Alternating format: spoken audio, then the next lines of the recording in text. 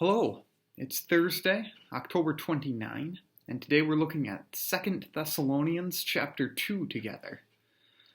As always, I encourage you to take some time to read this passage on your own. If you'd like to read online, you can follow the link that I've posted in the description of this video. In 2 Thessalonians, Paul is again writing to Christians living in the city of Thessalonica.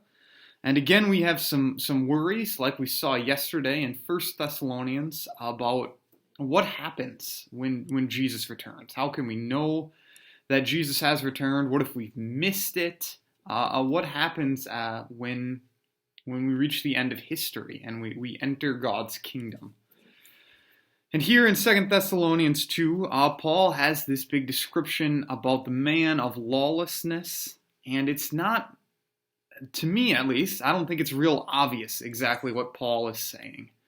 But I'm pretty sure that Paul is trying to do a couple of things. First, he's assuring us that when Jesus returns, it's going to be obvious. This is not something that anybody's going to miss. We as Christians don't need to worry about missing out. We shouldn't be living in fear. And second, I don't think that Paul is trying to give us this very clear timeline for the return of Christ and the end of the world.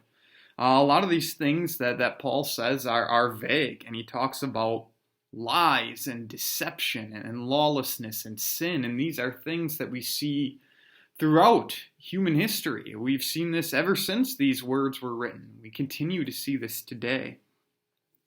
But third, I think finally, what Paul's main point for Christians almost 2,000 years ago and for Christians today is that we need to hold fast. We need to stand firm and cling to Jesus.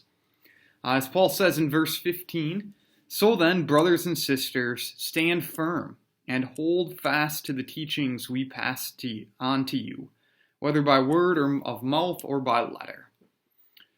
And so when we think about the end times, the end of the world, the return of Christ, the call for Christians in a lot of ways is simple. Keep following Jesus. Cling to what we have heard from Jesus and from the Spirit of God and from Christ's followers as recorded in the Scriptures. Don't go and believe new teachings that contradict God's Word, because God doesn't change. Don't go off into sin. Go off living however the world around us lives, however the popular people around you live, however your sinful desires want you to live. Follow Jesus. Strive to be like Jesus. Strive to be faithful to Him, His example, His teaching. Paul says, and God says through Paul, don't go running off after the latest fads. Don't go worrying about, is there something that we're missing? Is there something new that we need? Jesus has done everything that's necessary to save us. In the Bible, God has revealed everything that we need to know for life and godliness before Jesus returns. Hold fast. Keep following Christ. Don't give up, because Jesus is coming, and we're not going to miss it. So that's my thought with today's reading. If you'd like to share your own thoughts or comments or questions, please do that. Thanks again for watching.